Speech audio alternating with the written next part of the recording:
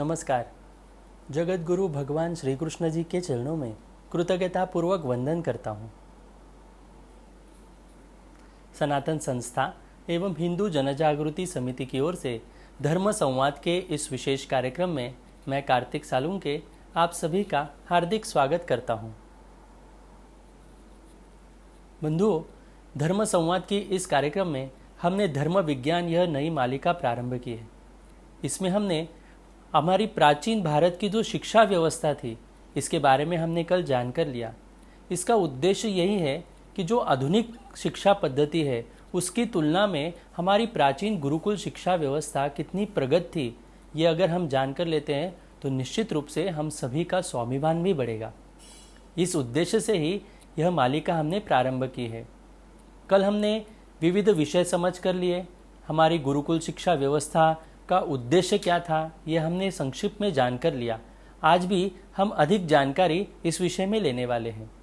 हमारे साथ इस संवाद हेतु हिंदू जनजागृति समिति के राष्ट्रीय मार्गदर्शक सद्गुरु डॉक्टर चारुदत्त पिंगले जी उपस्थित हैं। नमस्कार सद्गुरु डॉक्टर पिंगले जी। नमस्कार कार्तिक जी। सद्गुरु डॉक्टर पिंगले जी, कल आपने हमें भारत में जो हमारी गुरुकुल शिक्षा व्यवस्था थी तो उसके ये किस प्रकार से प्रारंभ हुई और इसका उद्देश्य क्या था, इसके बारे में आपने अवगत करवाया। इस विषय में और भी कुछ जानकारी हो तो उसके बारे में आप हमें दर्शकों को बताएं।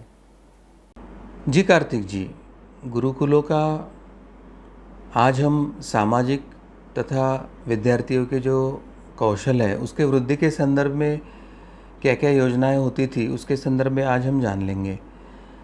केवल संस्कृति या विद्यार्थियों की मानसिकता या बौद्धिक शक्तियों को विकसित करना इतना ही इस शिक्षा पद्धति का उद्देश्य नहीं था, अपितु इसका मुख्य ध्येय यही था कि व्यक्ति में जो निपुणता है, उसमें जो गुण है या उसका जो कौशल है उसको प्रोत्साहन देकर उस व्यक्ति को विभिन्न उद्योगों में या विभिन्न व्यवसायों में उसको कैसे सक्षम बनाया जाए, इस तरह का भी प्रयास इस गुरुकुलों से होता था।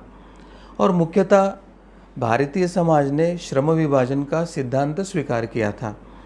विभिन्न वर्ण के लोग अपनी अपनी आवश्यकता के अनुरूप वे शिक्षा प्राप्त करते थे और अपने अपने कर्मों में वो निपुणता प्राप्त करते थे। और गीता में तो स्पष्ट वर्णित ही था कि अपने अपने कर्मों में जो रत है, जो मनुष्य रत है, वही सिद्धि को प्राप्त करता है। तो भारतीय शिक्षा पद्धति ने सदैव यह उद्देश्य अपने सामने रखा था कि जो नई पीढ़ी के युवक हैं वो युवकों को अपने आनुवंशिक जो व्यवसाय है उसमें अत्यंत कुशल बनाया जाए और सभी प्रकारों के कार्यों के लिए सभी प्रकार की कुशलताओं को निर्माण करने की जो विधि थी वो प्राचीन भारतीय गुरुकुलों में उस समय होती थी। अब दूसरा जो एक महत्व का इसका उद्देश्य था कि संस्कृति का संरक्षण भी हो और संस्कृति का प्रसार भी हो, यानी गुरुकुलों के माध्यम से संस्कृति की संरक्षण होना चाहिए और संस्कृति का प्रसार होना चाहिए, ऐसे एक उदात्त उद्देश्य रखकर गुरुकुलों की योजना बनाई गई थी। क्योंकि शिक्षा संस्कृति की परिरक्षण तथा परिवर्धन का एक प्रमुख माध्यम है। इसी के द्वारा जो प्राचीन संस्कृति है जो आज वर्तमान में हम जीवित देख रहे हैं, यह इस शिक्षा पद्धति के माध्यम से हुई है। और विभिन्न वर्णों के लोगों का जो कर्तव्य था कि वे अपने अपने संतति को अपने वर्णों से संबंधित सभी प्रकार के जो शिल्पों एवं प्रगति के विषय में वे प्रारंभ ही शिक्षित करके रखते थे। आर्य जाति की शिक्षा का मुख्य उद्देश्य वैदिक साहित्य को सुरक्षित बनाए रखना ही था और इस कारण यह व्यवस्था की गई थी कि प्रत्येक विद्यार्थी वेदों को कंठस्थ करे और केवल कंठस्थ करे ऐसे नहीं तो मस्तिष्क में सुरक्षित रख के उसको अपने दैनंदिन जीवन में उसको कहाँ कहाँ पर उपयोग करना है, इस प्रकार का एक जीवन पद्धति या दिनचर्या को भी वो निर्माण करते थे। ब्राह्मण का एक वर्ग अपने पवित्र ग्रंथों की स्मृति सुरक्षित रखने हेतु सदा निरंतर उद्योगरत रहता था। कुछ लोग काव्य शास्त्र को संरक्षित करते थे, कुछ लोग व्याकरण को, कुछ लोग लौकिक साहित्य को, तो कुछ तर्क विद्या को, तो कुछ ब्राह्मण हैं जो दर्शन में निपुण होकर प्राचीन ज्ञान विज्ञान को सुरक्षित रखने का प्रयास करते थे। भारत में वेद तथा अन्य धर्म ग्रंथ जिस प्रकार से आज तक वो जीवित है, यानी इसमें महत्व की जो बात है कि उस समय कागज या लेखन पद्धति निर्माण नहीं हुई थी। उस समय से वेद तथा ये जो धार्मिक ग्रंथ है वो आज तक जीवित है। तो ये जो वैशिष्ट्य है वो विश्व की अन्य किसी सभ्यता में हमको देखने को नहीं मिलता है। मौखिक परंपरा से उसका पठन और बुद्धि में संग्रह करके पीढ़ी दर पीढ़ी उसको जो संक्रमित किया जाता था, तो ये शिक्षा पद्धति का एक अत्यंत बड़ा वैशिष्ट्य है, ऐसे हमको समझने की आवश्यकता है। और भारतीय समाज में वैदिक युग से ही 3 ऋणों की जो कल्पना है वो सिद्धांत प्रचलित हुआ है। पाठभेद करके कहीं 4 ऋणों का भी विषय आता है, परंतु ये जो 3 ऋण है वो अत्यंत महत्व के हैं। और यह मानना है कि जन्म को लेने वाले प्रत्येक जीव को यह 3 ऋण अपने आप लग जाते हैं। वे 3 ऋण यानी देव ऋण, ऋषि ऋण तथा पितृ ऋण। अभी वर्तमान में इसमें एक समाज ऋण भी जोड़ा गया है, मगर गुरुकुल परंपरा में पूरे समाज को ही केंद्र बिंदु रख के गुरुकुलों की शिक्षा होने के कारण उस समय उसका अलग से चर्चा नहीं होती थी। मगर वर्तमान में जैसे जैसे व्यक्ति स्वार्थ केंद्रित हो रहा है, स्व परिवार, स्व समाज व स्व जाति केंद्रित हो रहा है, तो वर्तमान में समाज ऋण को भी प्राधान्य से चर्चा करने की आवश्यकता आई है। तो अब ये जो मुख्य जो 3 ऋण है, देव ऋण, ऋषि ऋण, पितृ ऋण, इन ऋणों से मुक्त होना प्रत्येक जीव का, प्रत्येक व्यक्ति का परम कर्तव्य ही था। धर्म के अनुसार भी था, संस्कृति परंपरा के अनुसार भी था, और इसके लिए उसे कुछ ना कुछ कार्य संपन्न करना ही पड़ता था। जैसे अगर देव ऋण से अगर मुक्ति चाहना है तो हमें यज्ञों का अनुष्ठान करना पड़ेगा, कर्मकांड या उसकी जो अनेक जो पूजा विधि है उसके माध्यम से हमें देव ऋणों से मुक्त होना पड़ेगा। अब ऋषि ऋण से कैसे मुक्त हो, तो ऋषि ऋण से मुक्त होने के लिए हमें ब्रह्मचर्य का पालन, ग्रंथों का अध्ययन, ग्रंथों के ज्ञानों का प्रचार, इससे हम ऋषि ऋण से मुक्त हो सकते हैं। अब पितृ ऋण से कैसे मुक्त हो, तो पितृ ऋण से मुक्त होने के हमें गृहस्थ आश्रम स्वीकार कर संतानोत्पत्ति करना पड़ेगा। दैनंदिन जीवन में श्राद्ध कर्म करके पितरों को मुक्ति देने के लिए हमको प्रयास करना होगा। तो ये जो ऋणों की संकल्पना है, तो दैनंदिन जो स्वाध्याय होता था इनमें इन 3 ऋणों के बारे में विशेष रूप से उल्लेख किया जाता था, ताकि विद्यार्थियों अपने इस ऋणों को जाने और उसके ऋणों से मुक्त होने के लिए वो निरंतर प्रयास करते रहे।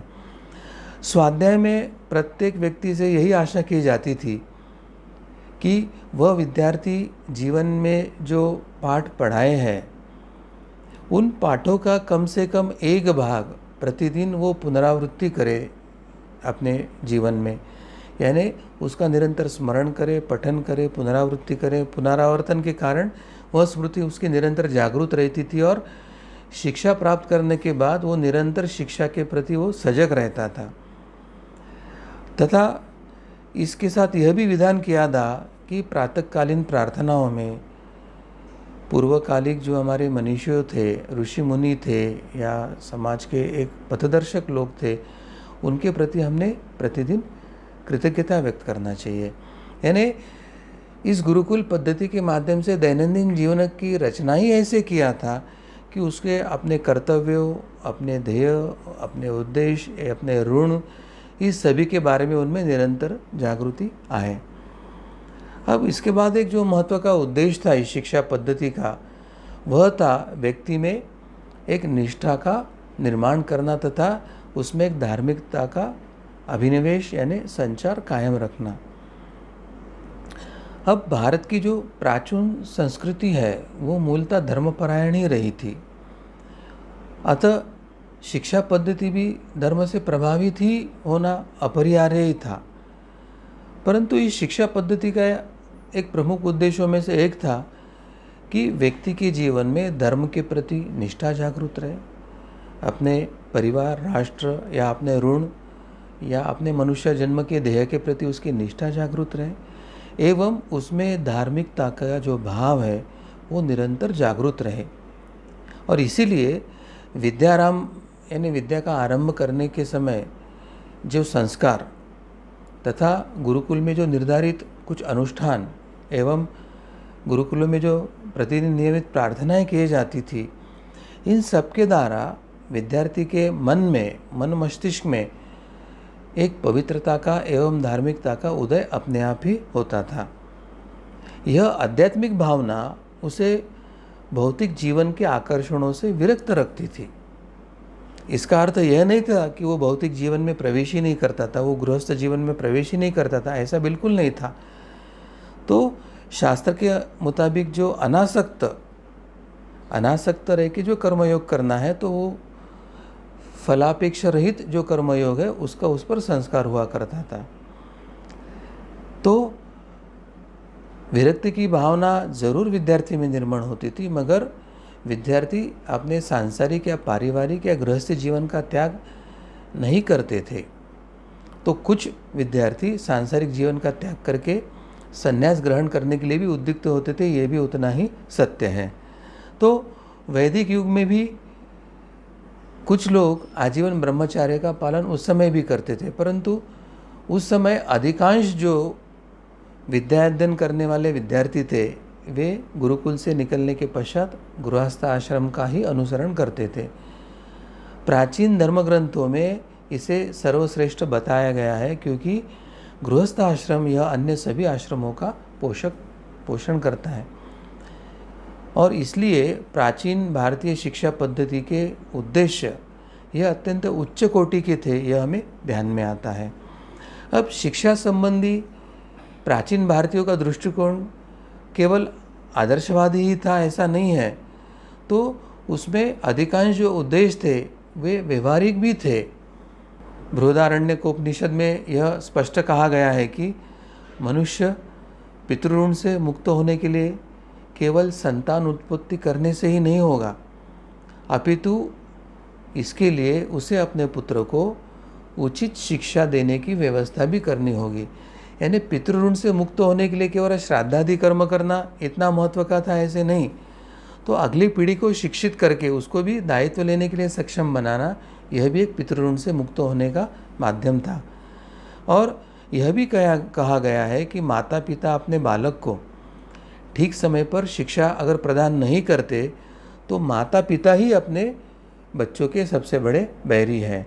तो इन युक्तियों के द्वारा अगर प्राचीन विचारकों ने शिक्षा व्यवस्था को व्यापक बनाने का प्रयास किया है, तो हमें निश्चित जान सकते हैं कि हमारी प्राचीन जो गुरुकुल परंपरा है, हमारी जो प्राचीन शिक्षा व्यवस्था है, वो मनुष्य को केवल स्वयं के बारे में नहीं, अपने परिवार के बारे में नहीं, अपने मृत पितरों के बारे में नहीं, तो समाज, राष्ट्र और देव, ऋषि, पितर सबसे उनके जो है ऋण है, कर्तव्य है, इसके बारे में शिक्षित करने वाले थे।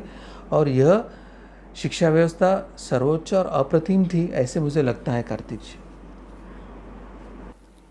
सदगुरु डॉक्टर पिंगले जी, आपने हमें हमारी प्राचीन गुरुकुल शिक्षा व्यवस्था के बारे में, उसके उद्देश्य के बारे में हमने विस्तृत रूप से बताया। मेरा अगला प्रश्न आपसे यह है कि हमारी प्राचीन शिक्षा व्यवस्था की विशेषताएं क्या थी, इसके बारे में भी आप हमारे दर्शकों को बताएं। जी कार्तिक जी, हम अभी हमारी जो प्राचीन शिक्षा व्यवस्था है की कुछ विशेषता अभी हम समझ लेंगे। भारत की जो प्राचीन शिक्षा प्रणाली की विशेषता यह है कि बच्चे का 6-7 वर्ष के आयु में ही जब उपनयन संस्कार किया जाता था, तो यज्ञोपवीत संस्कार हो जाने के बाद बालक अपने 25 वर्ष की आयु तक ब्रह्मचर्य धर्म का पालन करते हुए उच्च शिक्षा वो ग्रहण करता था।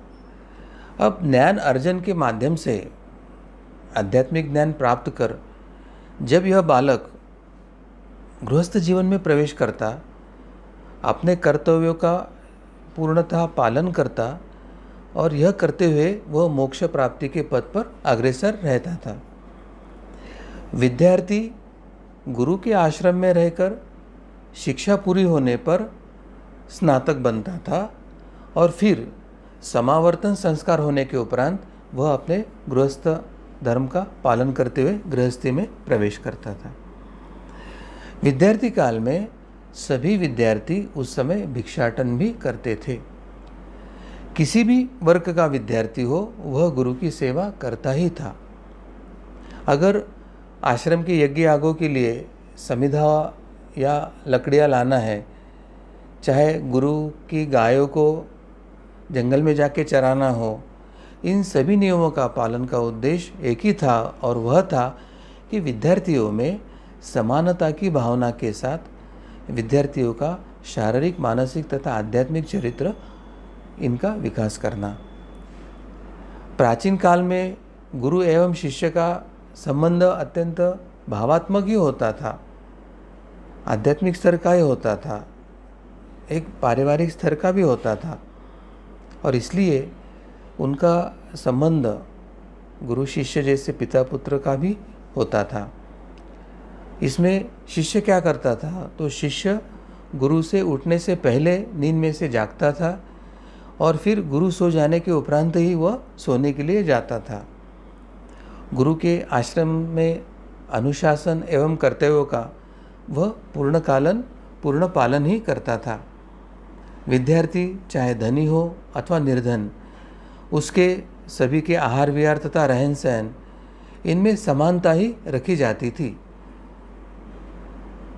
कोई अमीर घर का है करके उसके लिए कोई अलग व्यवस्था, या कोई निर्धन परिवार का है करके उसके लिए अलग व्यवस्था, ऐसे कोई प्रकार गुरुकुलों में नहीं होता था। गुरुकुल आश्रम प्रणाली की शिक्षा व्यवस्था अत्यंत श्रेष्ठ थी। शिक्षा के विषयों में मूलतः उसमें व्याकरण सिखाया जाता था, गणित हो, ज्योतिष हो, इनके बारे में विद्यार्थियों को अवगत कराकर उनको अपनी अपनी क्षमता से सक्षम किया जाता था। इतना ही नहीं तो भाषा शास्त्र या इतिहास है, इसके संदर्भ में भी उसको वहाँ पर ज्ञान दिया जाता था। चाहे धर्म हो, दर्शन शास्त्र हो, अर्थशास्त्र हो, कृषि शास्त्र हो, न्याय शास्त्र हो, तर्कशास्त्र हो, चित्रकला हो, युद्ध कला हो, ऐसे विषयों के अध्ययन के साथ साथ विद्यार्थियों को वैदिक मंत्रों का उच्चार करना, पिंगल के छंद शास्त्र के नियमों को याद करना इत्यादि सभी बातें मौखिक रूप से भी सिखाई जाती थी।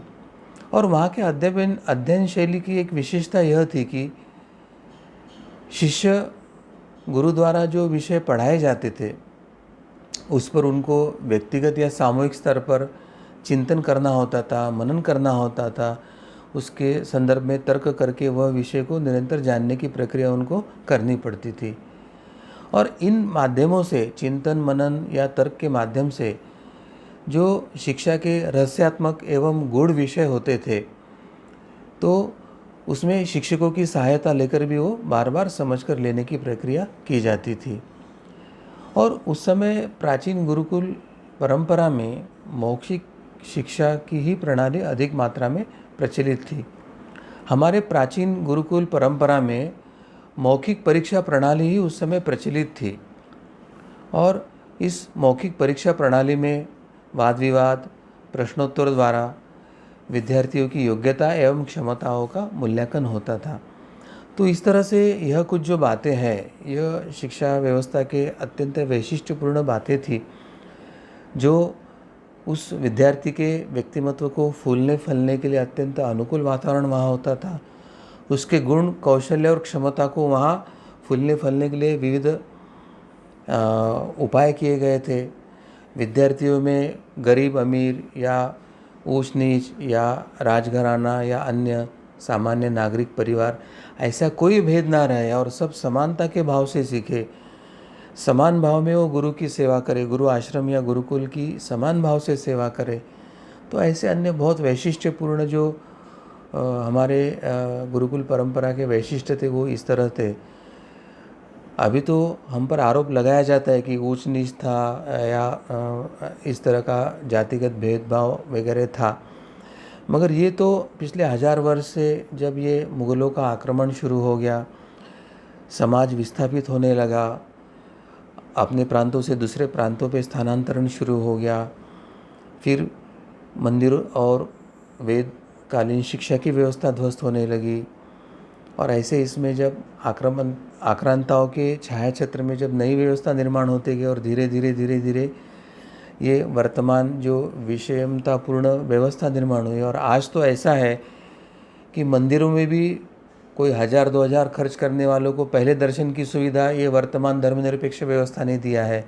तो आपके पास कैपिटेशन फ़ी देने की क्षमता है, तो आपको 50% मार्क हो तो भी आप डॉक्टर इंजीनियर भी बन सकते हैं। आपके पास अगर कोई ज्ञान और गुण का कौशल्य नहीं और आप डोनेशन दे सकते हो तो आप पब्लिक स्कूल, इंटरनेशनल स्कूल में प्रवेश पा सकते हो। मगर आपका अगर शैक्षणिक क्षमता अधिक है और आप में ज्ञान अर्जन करने की जिज्ञासा है, फिर भी आपको शिक्षा संस्थाओं में प्रवेश नकारा जाता है। तो इस प्रकार की विषमता भरी शिक्षा व्यवस्था तो वर्तमान में ही हमें दिखाई देती है।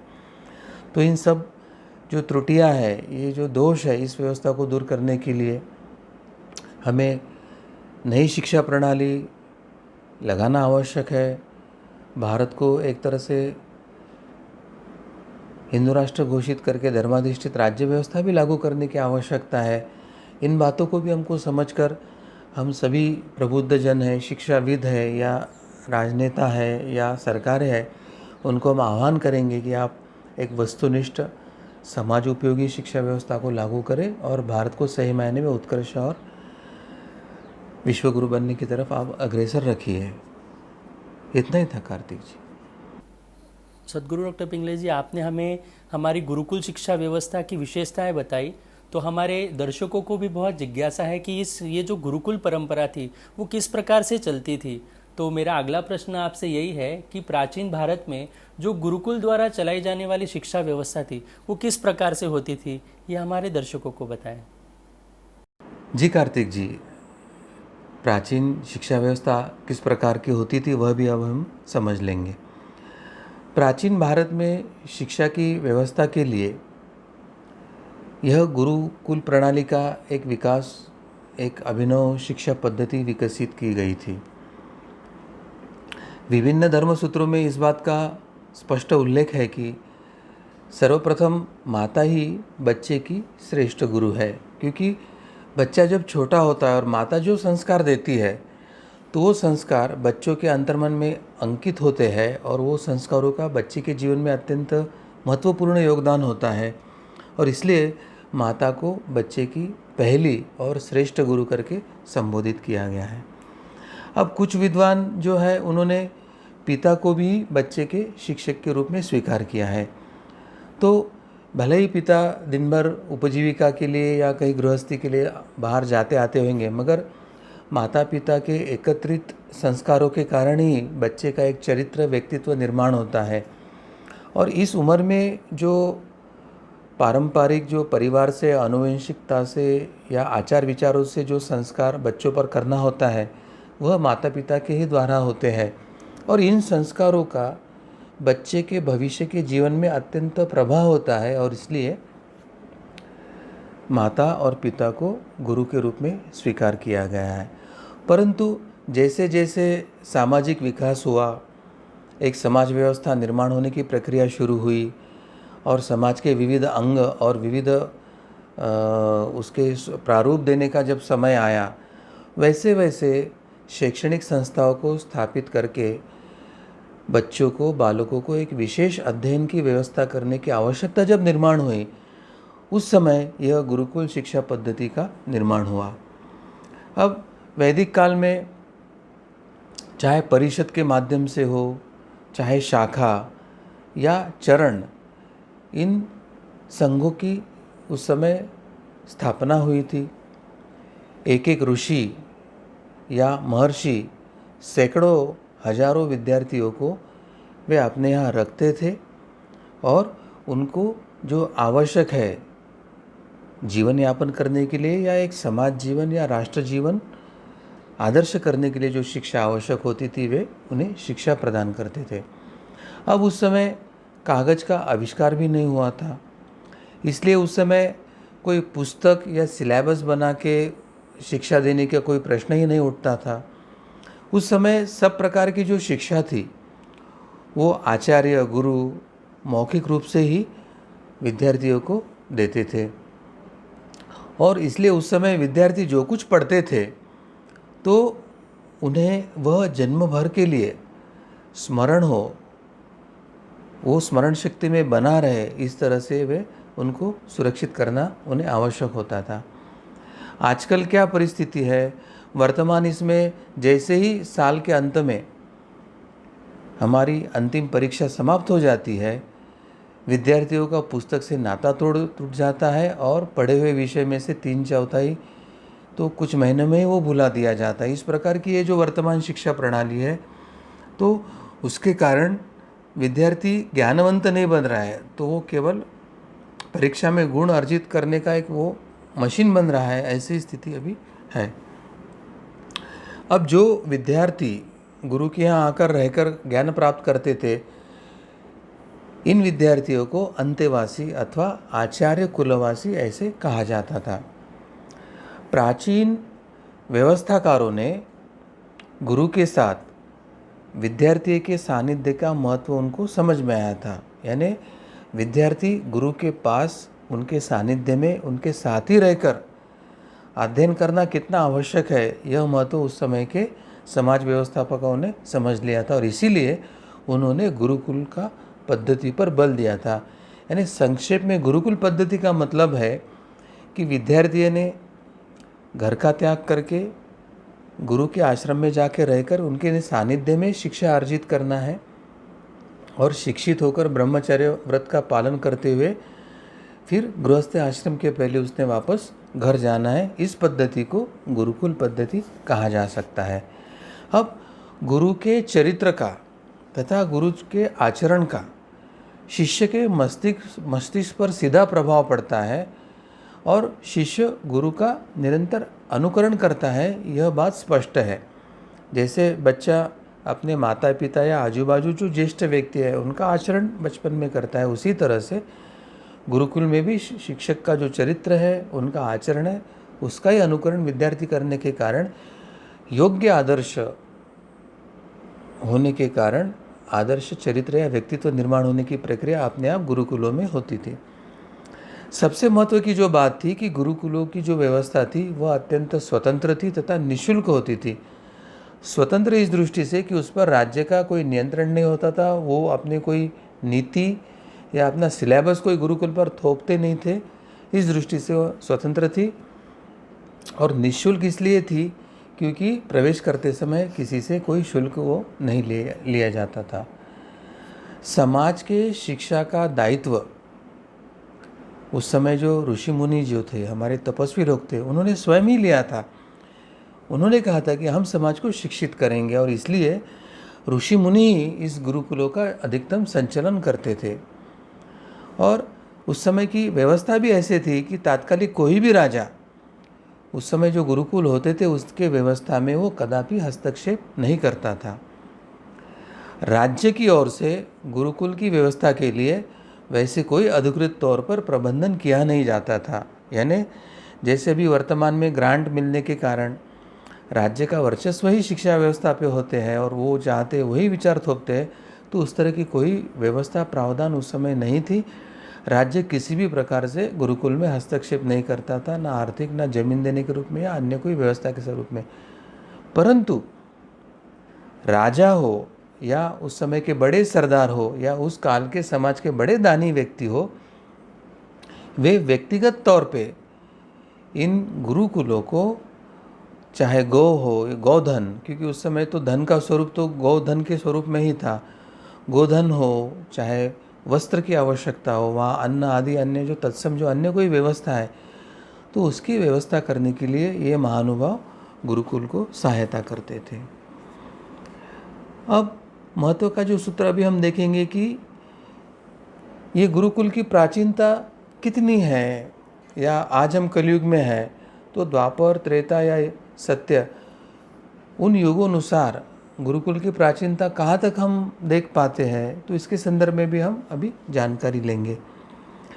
प्राचीन साहित्य में गुरुकुल में रहकर अध्ययन करने वाले अनेक ऐसे विद्यार्थियों का हमें उल्लेख मिलता है जो बाद में ऋषि मुनि के स्वरूप में एक समाज के आदर्श बनकर उभर के आए थे। यह भी ज्ञात होता है कि इतिहास के विभिन्न युगों में विविध प्रकार के गुरुकुल पद्धति का प्रचलन उस समय था ही। अगर हम रामायण का विचार करते हैं तो रामायण में भारद्वाज तथा वाल्मीकि ऋषि इनके आश्रमों में गुरुकुल चलने का उल्लेख हमें स्पष्ट मिलता है। अगर विष्णु पुराण की अगर हम बात करते या विष्णु पुराण का अध्ययन करते तो उसमें हमें ज्ञात होता है कि भगवान श्री कृष्ण हो या बलराम हो, उन्होंने उज्जैनी नगरी के ऋषि सांदीपनि के आश्रम में रहकर ही अध्ययन किया था। महाभारत से हमें यह भी पता चलता है कि कण्व ऋषि हो या मार्कंडेय ऋषि हो, इन ऋषियों के आश्रमों में उस समय के तात्कालिक एक प्रसिद्ध शिक्षा के केंद्र वहाँ पर प्रचलित थे।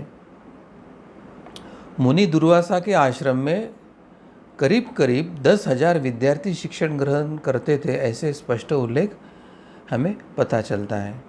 छांदोग्य उपनिषद में यह पता चलता है कि उद्दालक अरुणि के जो पुत्र है श्वेतकेतु, उन्होंने गुरुकुल में रहकर ही अपना अध्ययन पूर्ण किया था।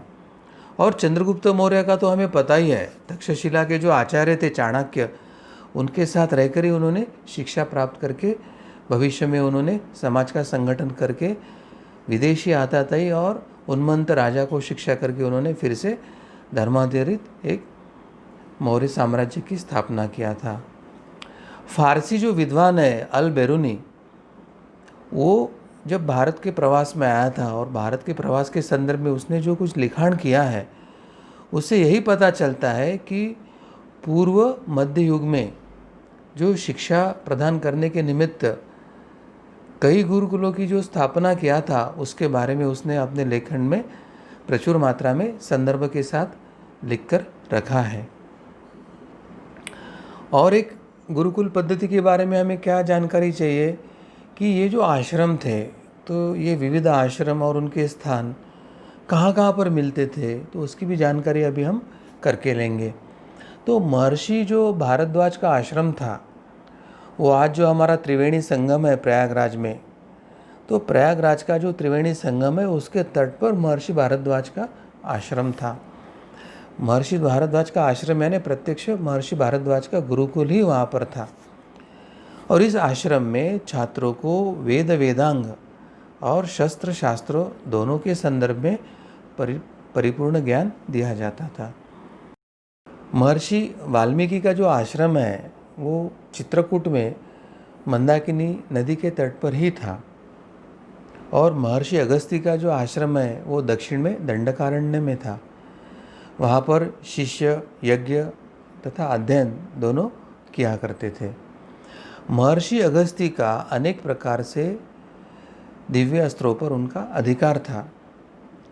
और महर्षि कण्व, इनका जो आश्रम है वो मालिनी नदी के तट पर विराजमान था।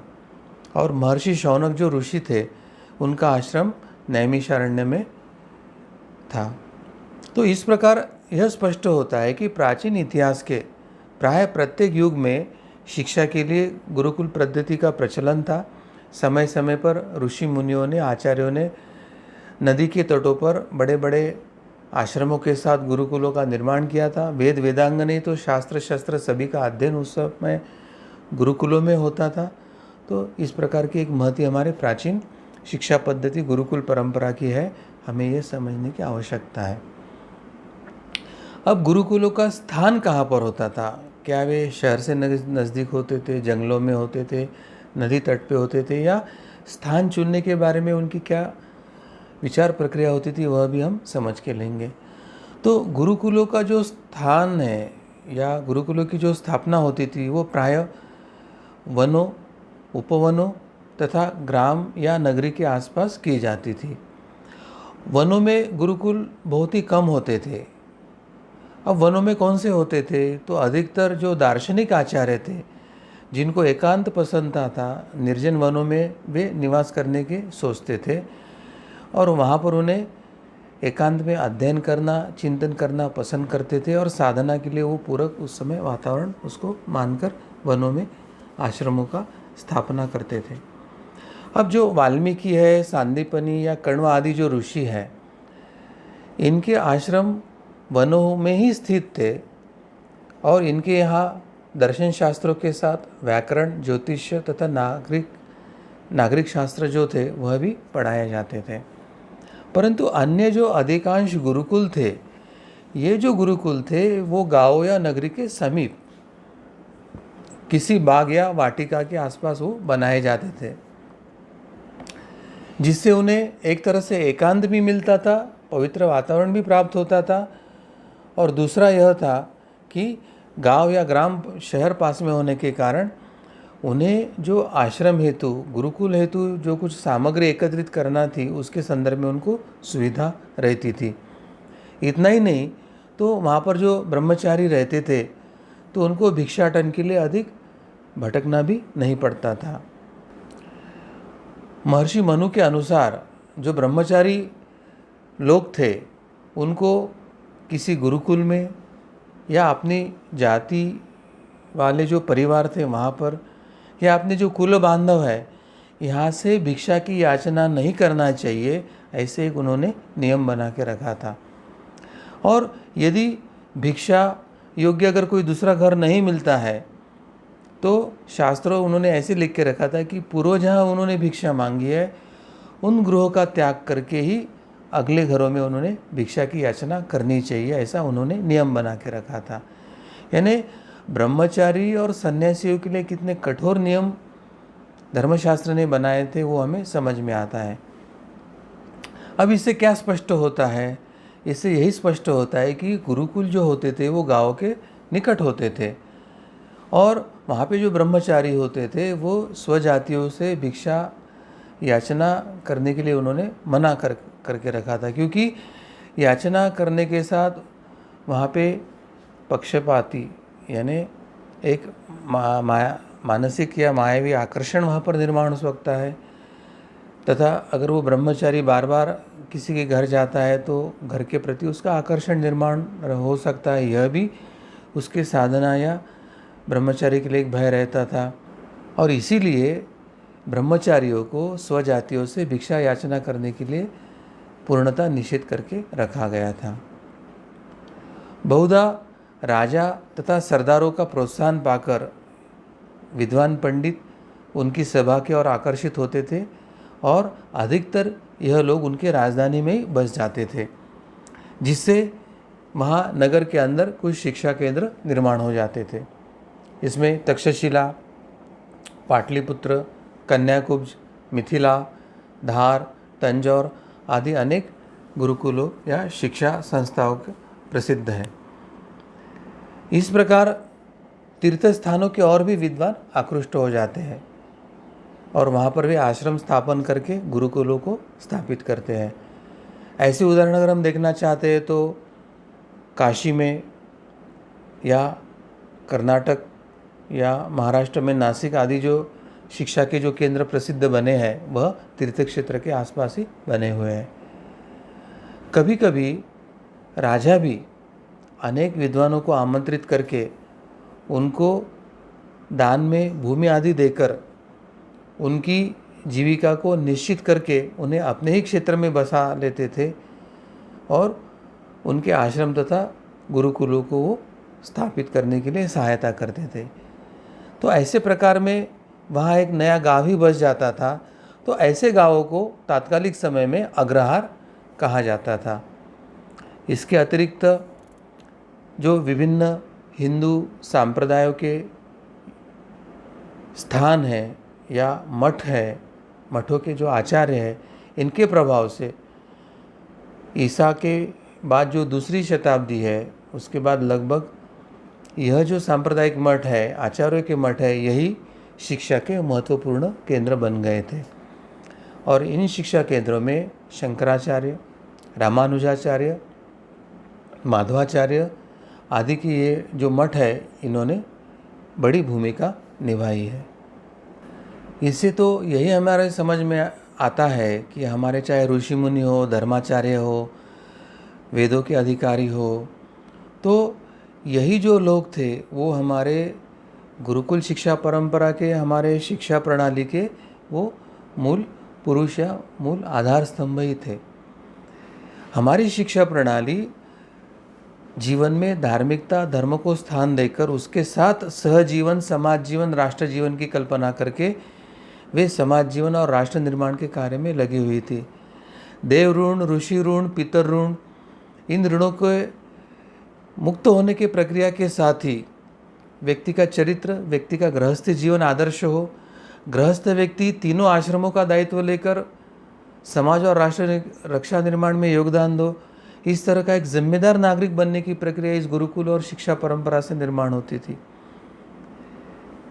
ये जो सांप्रदायिक मठ है या सांप्रदायिक आचार्य है या हमारे ये जो दर्शन शास्त्र के अध्ययन करने वाले हैं, ये सब जो ऋषि मुनि है, यही हमारे मूल शिक्षा का आधार स्तंभ है। और वर्तमान में धर्म को ही शिक्षा से अलग करने का एक जो बड़ा षड्यंत्र किया गया है, जिस धर्म शिक्षा के आधार पर ही लाखों वर्ष की भारतीय प्राचीन और गौरवशाली परंपरा थी, चाहे विज्ञान के क्षेत्र में हो, ज्योतिष्य के क्षेत्र में हो, गणित के क्षेत्र में हो, धातु शास्त्र के क्षेत्र में हो, विमान निर्माण के क्षेत्र में हो, शस्त्र निर्माण के क्षेत्र में हो, शास्त्र और शस्त्र के विद्या अध्ययन के क्षेत्र में हो, भारत जो एक प्रगत अवस्था में था, गौरवशाली परंपरा में था, सिंधु घाटी की सभ्यता से लेके अंकोर कंबोडिया के क्षेत्र में मंदिर निर्माण से स्थापत्य से लेके तो दक्षिण के मंदिर की शिल्पकलाओं को देखते हैं, तो ये जो 400-500 वर्ष पूर्व की जो पाश्चात्य आधुनिक विज्ञान की प्रगति है, उसके तुलना में एक वातावरण को संतुलित करने वाली, समाज को संतुलित करने वाली एक कितनी आदर्श समाज व्यवस्था सनातन धर्म के आधार पर पूरे विश्व में स्थापित थी, वही हमें समझ में आती है। और ऐसे शिक्षा पद्धति को इस मैकालो ने एक षड्यंत्र पूर्वक जो नष्ट करने की प्रक्रिया किया, पहले धर्म को अलग किया, हमारे मंदिरों को अलग करने का प्रयास किया, ब्राह्मण और ब्राह्मणेतरवाद निर्माण करके ब्राह्मणों का हनन करने का प्रक्रिया किया, पाश्चात्य शिक्षा को लाद कर, धर्म को नाकार कर एक धर्म विरहित अधर्मयुक्त एक जो सेकुलर व्यवस्था लागू करने की प्रक्रिया किया, और उससे जो हमारी शिक्षा की, समाज की, राष्ट्र की हानि हुई है, यह कभी भी न भरने वाली हानि हुई है।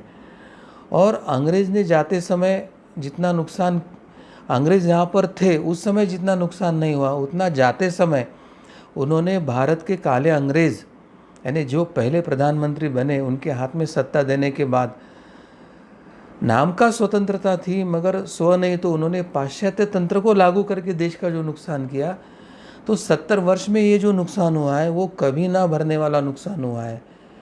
मगर फिर भी अभी वक्त गया नहीं है, समय गया नहीं है। हमें धर्म की पुनर्स्थापना करना, स्व शिक्षा पद्धति की पुनर्स्थापना करना, गुरुकुल शिक्षा पद्धति की पुनर्स्थापना करना, स्व संस्कृति की पुनर्स्थापना करना, स्व इतिहास, बिनचूक सत्य इतिहास की पुनर्स्थापना करना, यह अगर प्रक्रिया अभी संभव होती है तो आज भी इस राख में से अंगारे उभर के आकर फिर वही यज्ञ की ज्वाला प्रज्वलित होगी, जिससे भारत पुनश्च एक विश्व गुरु बनकर उभरेगा।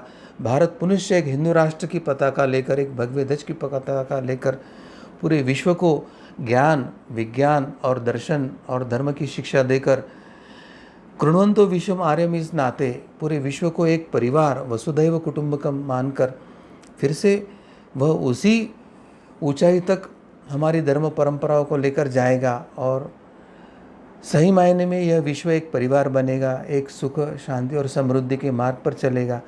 और ऐसी स्थिति लाने के लिए स्वधर्म, स्वशिक्षा और भारत को हिंदू राष्ट्र घोषित करने की प्रक्रिया आवश्यक है। मैं सभी जनमानसों को, सभी राजनेताओं को, वर्तमान राज्य और केंद्र सरकार को यही विनती और आह्वान करना चाहता हूँ कि भारत में धर्माधारित राज्य व्यवस्था को वे लागू करें, धर्माधारित शिक्षा व्यवस्था को लागू करें और पुनश्च उस वैभवशाली परंपरा को स्थापित करने के प्रयास में अपना योगदान दें। यही कहते हुए मैं अपने वाणी को यही विराम देता हूँ। आप सभी को नमस्कार। सदगुरु डॉक्टर पिंगले जी, आपने जो यहाँ पर जानकारी हमें दी है, हमारे गुरुकुल शिक्षा व्यवस्था किस प्रकार से होती थी और उससे निकलने वाले जो हमारे विद्यार्थी थे वो किस प्रकार से राष्ट्र का निर्माण के कार्य हेतु वो सहभाग लेते थे, तो ये हम सभी को ध्यान में आया। हम सभी आपके प्रति बहुत बहुत कृतज्ञ हैं। आपने इतनी महत्वपूर्ण जानकारी हम सभी तक पहुंचाई। मैं सभी दर्शकों को ये बताना चाहूँगा कि आधुनिक शिक्षा व्यवस्था की तुलना में हमारी प्राचीन गुरुकुल शिक्षा व्यवस्था इतनी प्रगत अवस्था में थी और किस प्रकार से हर व्यक्ति का व्यक्तित्व विकास भी किया जाता था और उसी के साथ राष्ट्र निर्माण हेतु हमारे गुरुकुल से निकले हुए सारे विद्यार्थी आज राष्ट्र निर्माण के कार्य में सहभाग भी लेते थे। अगर इस प्रकार की व्यवस्था पुनः भारत में अगर आती है तो निश्चित रूप से भारत पुनः विश्वगुरु बनेगा, ये तो निश्चित है। इसलिए हम सभी का यह कर्तव्य है कि इस प्रकार की शिक्षा व्यवस्था पुनः हमारे राष्ट्र में आए, हमारे देश में आए, इसके लिए हम सभी को प्रयास करना चाहिए। इसके लिए हिंदू जन जागृति समिति तत्परता से कार्य कर रही है। आप सभी से निवेदन है, यदि आप इस कार्य में जुड़ना चाहते हैं तो आप अवश्य अपने नाम अपने कमेंट बॉक्स में दे सकते हैं। इस विषय सुनते समय यदि आपके कोई सुझाव हो तो निश्चित रूप से आप हमारे पास आपके कमेंट के माध्यम से आपके सुझाव दे सकते हैं। भगवान श्री कृष्ण जी की असीम कृपा से आज का यह कार्यक्रम यहीं पर संपन्न हुआ, ऐसे मैं घोषित करता हूँ। नमस्कार।